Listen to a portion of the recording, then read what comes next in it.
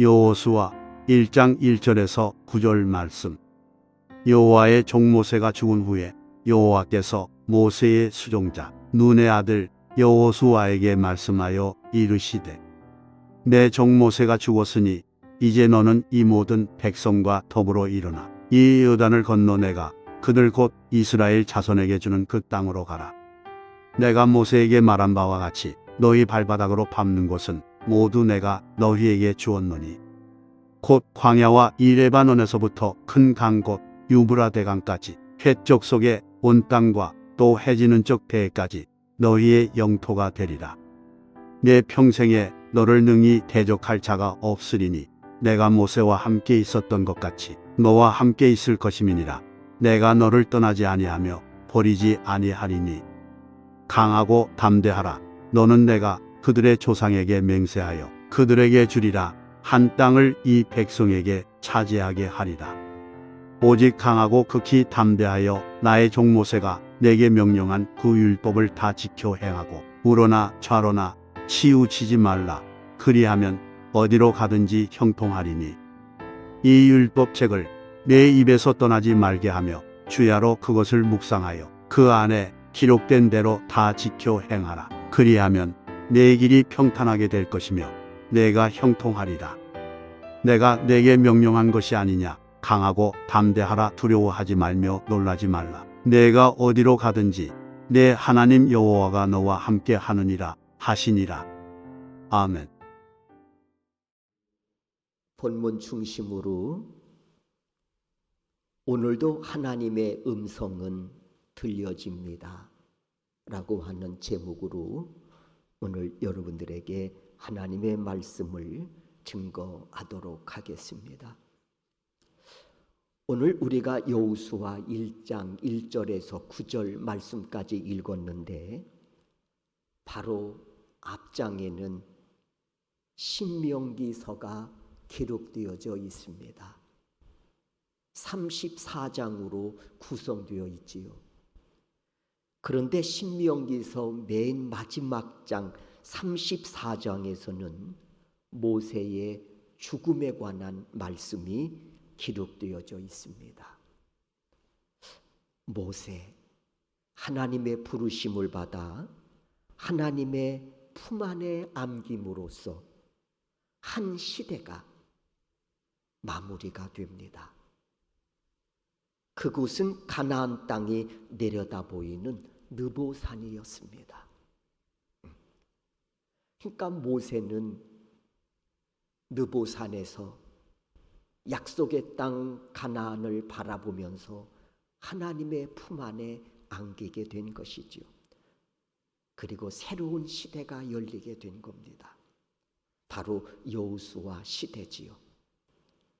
그래서 여호수아는 이제 모세로부터 바톤을 이어받아 이스라엘 백성들을 이끌고 가나안 정복에 나설 차례가 됐습니다. 하지만 당사자인 여호수아의 심정은 오늘 본문에서 보듯이 염려와 근심과 두려움에 사로잡혀 있습니다. 과연 내가 모세처럼 이 백성을 감당할 수 있을까? 그리고 내가 이 백성들을 이끌고 약속의 땅 가나안을 정복할 수 있을까? 아무리 생각해도 자신이 없습니다. 이때 하나님은 여호수아에게 들려주시는 음성이 있었습니다. 오늘 본문의 말씀이에요. 저는 오늘 이 본문의 말씀 중심으로 은혜를 나누려고 합니다.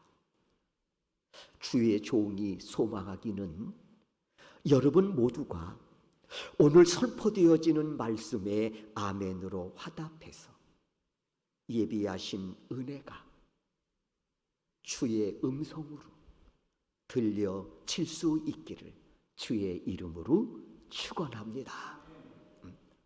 첫 번째 오늘 본문을 봅니다. 너와 함께 있을 것이라 약속하십니다. 5절이지요. 내 평생에 너를 능히 대적할 자가 없으리니 내가 모세와 함께 있었던 것 같이 너와 함께 있을 것임이니라. 여호수아, 이제 이 백성들을 이끌고 정복 전쟁을 통해 약속의 땅을 쟁취해야 합니다. 이에 근심하지요. 염려합니다. 심지어 두려움에 떨기까지 합니다. 과연 내가 감당할 수 있을까? 당장 요단강은 어떻게 건널 것이며 건넌들 저 난공불락 여리고성은 또 어떻게 할 것인가? 생각만 해도 막막하고 두렵습니다. 답이 나오지를 않습니다. 우리 인생 가운데도 답이 나오지 않는 경우들이 참 많지 않습니까? 이때에 하나님께서 그에게 약속의 말씀을 들려주십니다. 내가 모세와 함께 있었던 것 같이 너와 함께 있을 것임이니라. 그리고 하나님은 이 말씀과 더불어서 함께 하심의 그 구체적 증거까지 보여주시겠다고 하십니다. 말로만 함께 하겠다고 하신 것이 아니라 그 증거까지 보여주시겠다는 겁니다. 그 증거가 뭐냐? 너를 능히 대적할 자가 없을 것이라는 겁니다. 너를 대적할 자가 능히 없을 것이다. 적이 아무리 강해도, 적이 아무리 강력한 무기를 지녔다고 할지라도 내가 너와 함께하는 한 너를 대적할 자가 없을 것이라는 겁니다. 이게 함께 하심의 증거지요. 그리고 하나님은 이 약속을 여리고성 전투를 앞둔 시점에서 그대로 보여주십니다. 그것도 여리고성 주민 기생 라합이라고 하는 여인의 고백을 통해서 능히 너를 대적할 자가 없을 것이다 라고 하는 이 약속의 말씀이 구체적으로 실행되어지고 있다는 사실을 하나님이 보여주신 거예요. 들려주신 거예요. 이 과정을 말씀드리면 이렇습니다. 여호수아 2장에서 여호수아는 여리고성 전투를 앞두고 2명의 정탐꾼을 파견합니다. 여리고성 성내의 사정을 살피도록 하지요.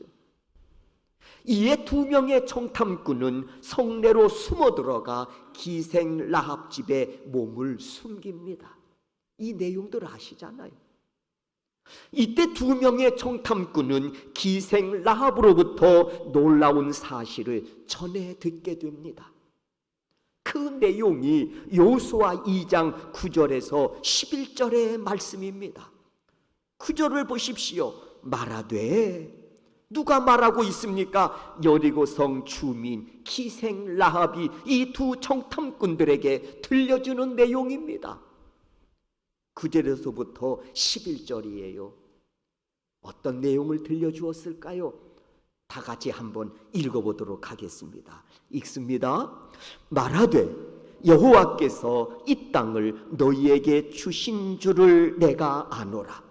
우리가 너희를 심히 두려워하고 이 땅 주민들이 다 너희 앞에서 간담이 농나니, 이는 너희가 애굽에서 나올 때에 여호와께서 너희 앞에서 홍해 물을 마르게 하신 일과 너희가 요단 저쪽에 있는 아모리 사람의 2 왕 시혼과 옥에게 행한 일, 곧 그들을 전멸시킨 일을 우리가 들었음이니라. 우리가 듣자 곧 마음이 녹았고 너희로 말미암아 사람이 정신을 잃었나니, 너희의 하나님 여호와는 위로는 하늘에서도 아래로는 땅에서도 하나님이시니라. 이렇게 2 정탐꾼은 여리고성 성내에서 지금 어떤 상황이 벌어지고 있는지를 기생 라합을 통해서 상세히 듣고 있는 겁니다. 만약에 근심과 염려와 두려움에 떨고 있던 여호수아가 지금 이 현장에서 이 상황을 들었다면 과연 여호수아는 어떤 생각을 했을까요? 여호수아는 지금까지 겉으로 보여지는 이 난공불락 여리고 성만을 쳐다보며 답이 없다고 절망하고 심지어는 두려움에 떨기까지 했습니다. 이제 두 명의 정탐꾼은 돌아와서 여호수아에게 자신들이 그간 보고 들은 것들을 상세히 보고합니다. 그 보고의 내용이 24절입니다. 제가 읽겠습니다. 화면을 봐주시지요. 또 여호수아에게 이르되 진실로 여호와께서 그 온 땅을 우리 손에 주셨으므로 그 땅의 모든 주민이 우리 앞에서 간담이 녹더이다. 사랑하는 우리 소명계 성도 여러분, 이와 같은 은혜는 하나님이 함께 하심의 약속을 받은 자들이 누리는 복입니다. 그렇다면 나는 누굽니까? 하나님 앞에서 나는 누구냐고요? 나는 이 약속의 말씀, 함께 하심의 약속의 말씀 한복판 중앙에 서 있는 사람입니다. 왜냐하면 임마누엘 되시는 예수 그리스도를 모시고 살아가고 있기 때문에 그렇습니다. 내 안에 임마누엘 되시는 예수 그리스도를 모시고 살아가는 믿음의 사람들이기 때문이에요. 마태복음 1장 23절이지요. 우리 다 같이 이 말씀은 함께 읽겠습니다. 읽습니다. 보라, 처녀가 잉태하여 아들을 낳을 것이요 그의 이름은 임마누엘이라 하리라 하셨으니 이를 번역한즉 하나님이 우리와 함께 계시다 함이라. 예수 그리스도가 또 다른 이름이 있습니다. 임마누엘이라고 말입니다. 근데 이 임마누엘의 뜻이 뭐냐? 하나님이 우리와 함께 계시다, 그런 뜻이라는 거예요. 그러니까 예수 그리스도를 영접하고 살아가는 사람들은 당연히 하나님이 함께 하심의 그 은혜 속에 한복판 한중앙에 서 있는 사람들이라는 것입니다. 그래서 내 안에 계신 예수님 때문에 함께 하심의 약속의 말씀, 바로 그 약속의 말씀의 주인공이 되어 오늘을 살아가고 있는 자들이라는 거예요. 누가? 바로 내 자신이 말입니다. 사랑하는 성도 여러분, 우리는 요셉의 생애를 잘 압니다. 요셉의 인생이 노예의 신분이었지만 억울하게 죄를 뒤집어 쓰고 죄수의 신분으로 살았지만 그의 생애를 보면 항상 하나님이 그와 함께 하심의 은혜를 통해서 형통한 은혜를 누리게 하셨던 사람입니다. 여기서 형통은 뭐냐? 하나님의 거룩하신 뜻이 요셉의 생애를 통해서 밝히 드러나므로 하나님께 영광을 올려드리는 삶을 살았다는 것입니다. 형통한 삶의 의미가 뭐냐?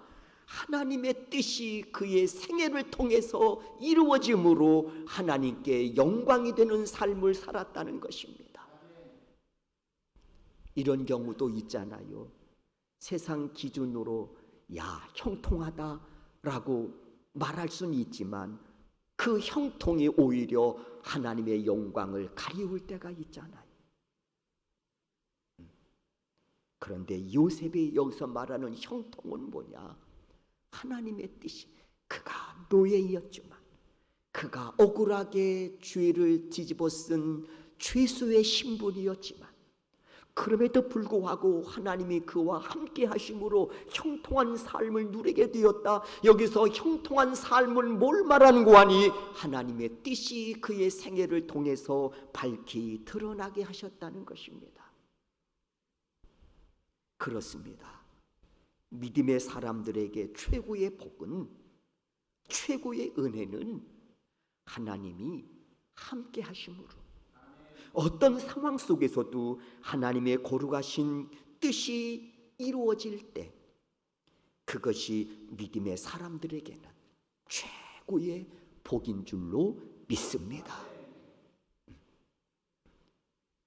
사랑하는 성도 여러분, 무슨 일을 만나든 내 안에 임마누엘 되시는 예수 그리스도를 바라보며 이 순간에도 하나님이 나와 함께하고 계신다고 하는 이 중요한 이 사실을 잊지 마시기를 바랍니다.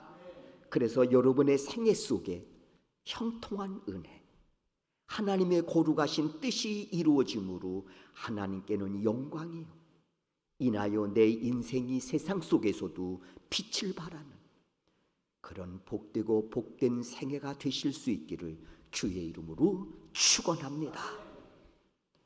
두 번째, 여호수아에게 들려주시는 말씀이 있지요. 주리라 한 땅을 얻게 하리라 하고 약속하십니다. 6절입니다. 화면을 보시지요. 그들에게 주리라 한 땅을 이 백성에게 차지하게 하리라. 하나님, 이 백성을 이끌고 어떻게 약속의 땅을 정복할 수가 있겠습니까? 근심하고 염려하고 두려움에 떨고 있는 여호수아에게 하나님께서 들려주시는 음성이 있습니다. 그들에게 주리라 한 땅을 이 백성에게 차지하게 하리라. 여기서 그들에게 주리라고 한 땅은 일찍이 조상에게 약속하셨던 가나안 땅 아닙니까? 이 약속의 땅이 이들에게는 최종 목적지입니다. 그렇지 않아요? 애굽에서 나와 광야로 40년을 거쳐서 이들은 최종 목적지 이 가나안 땅을 향해 지금 진군하고 있는 겁니다. 그러므로 하나님이 함께 하심으로 인도하실 최종 목적지는 가나안 땅입니다. 약속의 땅 가나안. 그리고 6절에서 말씀합니다.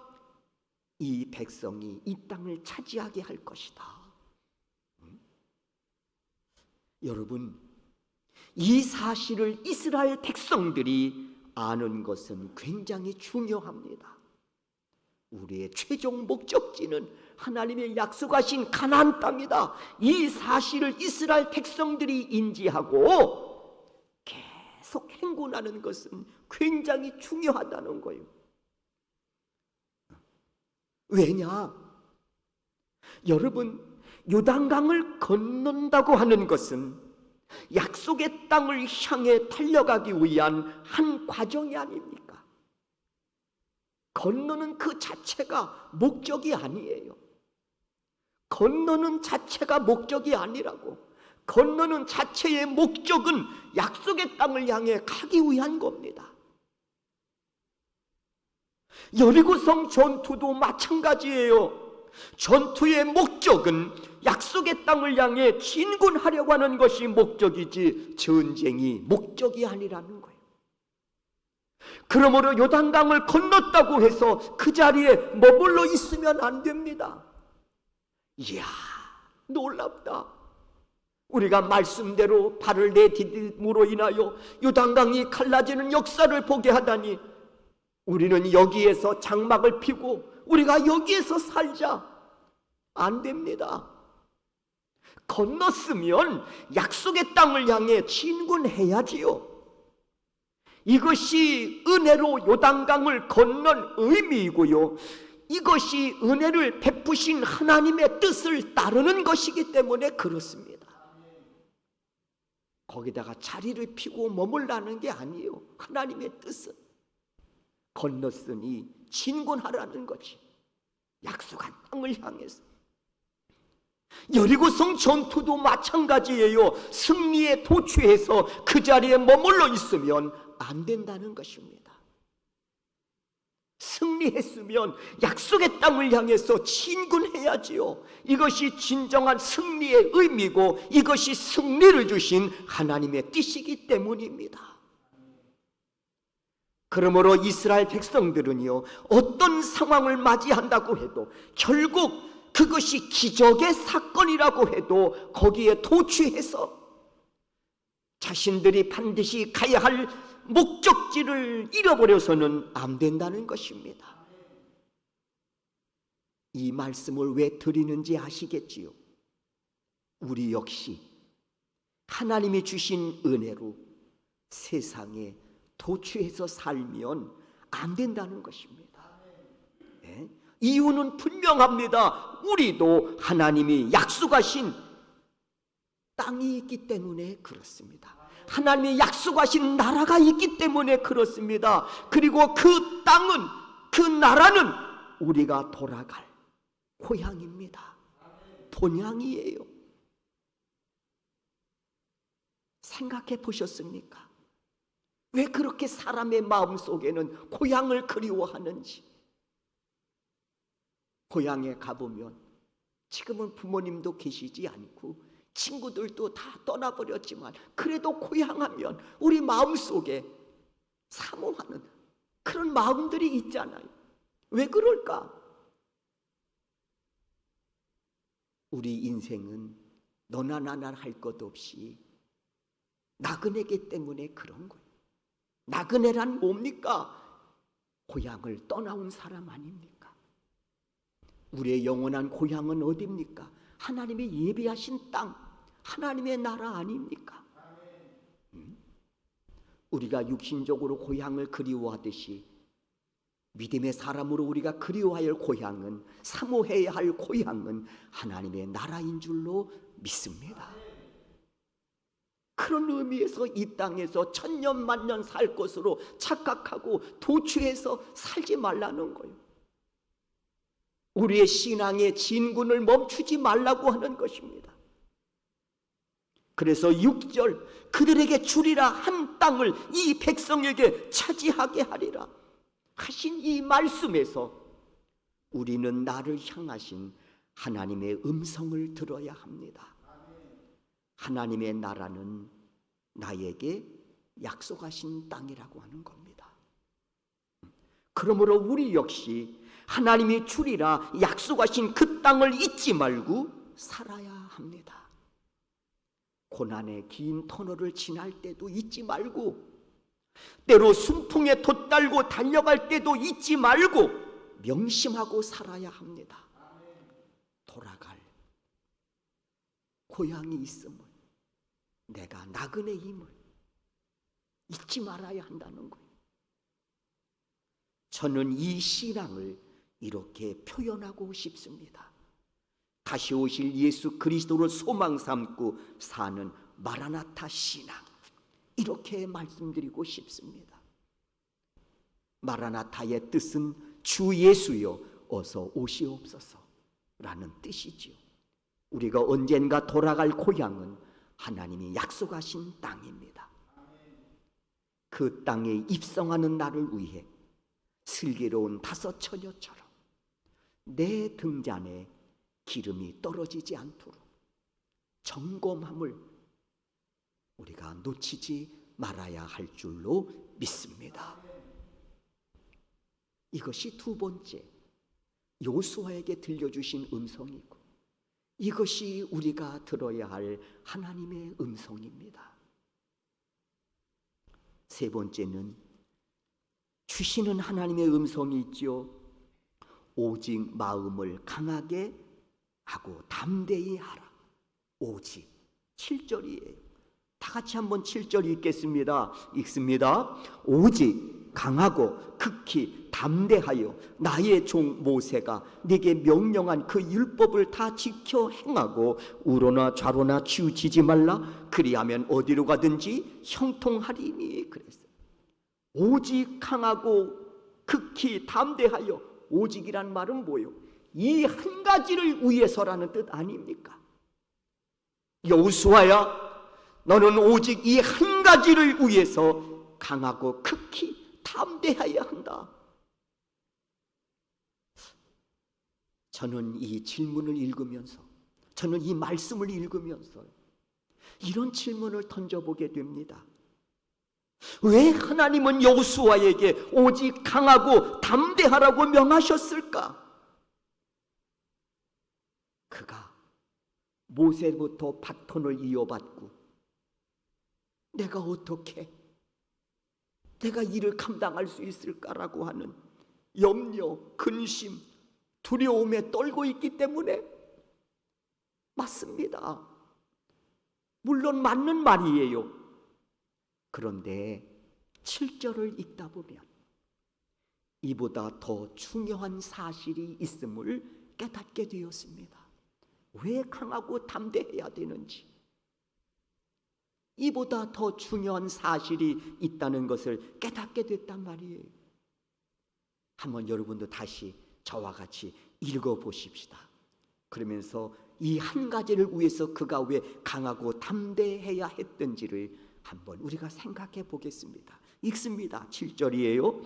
오직 강하고 극히 담대하여 나의 종 모세가 내게 명령한 그 율법을 다 지켜 행하고 우로나 좌로나 치우치지 말라. 그리하면 어디로 가든지 형통하리니. 여러분도 보이시지요? 왜 오직 여호수아가 강하고 담대해야 했는지. 그 다음에 이어지는 말씀을 보면 알 수 있습니다.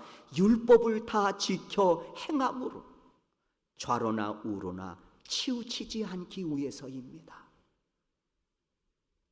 이 말씀은 다윗이 모든 사람들이 가는 길을 앞에 두고, 그 길은 죽음이지요. 다윗 왕이 죽음을 앞에 두고 솔로몬을 앉혀놓고 마지막 유언에서도요 이 말씀을 하고 있습니다. 솔로몬아, 너 힘써 대장부가 되라. 왜? 하나님 말씀을 지키기 위해서요. 하나님의 율례와 법도를 따라 내가 순종하기 위해 너 힘써 대장부가 되어야 된다. 말씀 앞에 대장부가 되라는 거예요. 그 말씀을 지켜 행하려 함에 있어 대장부가 되라고 하는 거예요. 오늘 본문에서도 하나님께서 여호수아에게 말씀하고 있습니다. 여호수아야, 강하고 담대하라 하시면서 율법을 지켜 다 행함으로 좌로나 우로나 치우치지 않도록 너는 강하고 담대해야 된다 하고 말씀하고 있는 것입니다. 그러므로 왜 믿음의 사람이 세상 앞에서 강하고 담대해야 되는 줄 아시겠지요? 어떤 상황 속에서도 말씀에 순종함에 있어서 좌로나 우로나 치우침이 없기 위해 믿음의 사람들은 세상 앞에서 강하고 담대한 십자가의 군병으로 거듭나야 한다는 것입니다.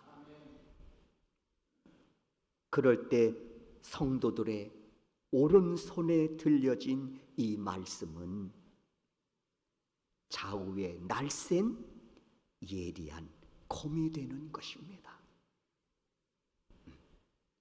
예수님도 광야에 들어가셔서 40일 동안 금식기도 하신 후에 3번 사단의 시험을 받으신 적이 있으셨지요. 그때마다 예수님은 말씀으로 이 사단을 물리치셨습니다. 한마디로 사람이 떡으로만 사는 게 아니라 여호와의 입에서 나오는 말씀으로 살아야 할 줄을 내가 아느니라 하면서 말씀으로 이 사단의 시험을 물리치셨단 말이에요. 예수님 기적이나 표적으로 사단을 물리치신 게 아니에요. 말씀을 무기 삼아 사단을 물리치셨다는 겁니다. 그렇습니다. 말씀은 좌우에 날쌘 이에리암 검과 같은 능력이 있습니다. 이 말씀의 주인이 누구십니까? 하나님이십니다. 그 말씀에 순종할 때 하나님이 그 말씀대로 역사하십니다. 그래서 말씀에는 능력이 있습니다. 오늘 본문에서 하나님 근심하고 염려하고 두려움에 떨고 있는 여호수아에게 약속하십니다. 말씀에 순종하면 평탄하게 되리라. 순종하면 형통케 하리라.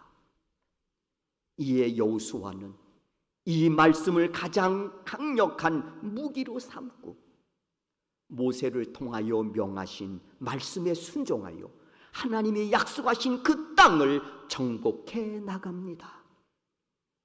말씀으로 요단강을 건너고 말씀으로 여리고성 전투에서 승리를 하고 가나안 7 족속과 싸울 때도 이 말씀을 무기 삼아 싸워 정복해 나갔다는 사실입니다. 사랑하는 성도 여러분, 우리에게도 말씀의 능력이 필요합니다. 말씀을 통해 역사하시는 하나님의 은혜 없이는 살아갈 수 없기 때문입니다. 때문에 하나님은 우리에게도 말씀을 주시고 지켜 행하라 말씀하십니다. 이에 우리는 말씀을 통해 예수님의 능력을 만나고 말씀을 통해 예수님을 내 인생의 주인으로 모시고 살아가게 되었습니다. 그리고 우리는 그 말씀 속에서 하나님의 음성을 듣습니다. 내가 너와 함께 하리라. 내가 너를 약속의 땅 하나님의 나라로 인도하리라. 너는 오직 강하고 담대함으로 말씀에 순종하여 형통하고 평탄한 은혜를 누리라. 오늘 우리에게 들려주시는 하나님의 세미한 음성입니다. 오늘도 주의 종이 소망합니다. 이 말씀 앞에 아멘으로 화답하셔서 마라나타 주 예수여 어서 오시옵소서. 마라나타로 무장한 그런 십자가의 군병으로 오늘을 살아가는 우리 소명교회 성도 여러분들이 되실 수 있기를 주의 이름으로 축원합니다.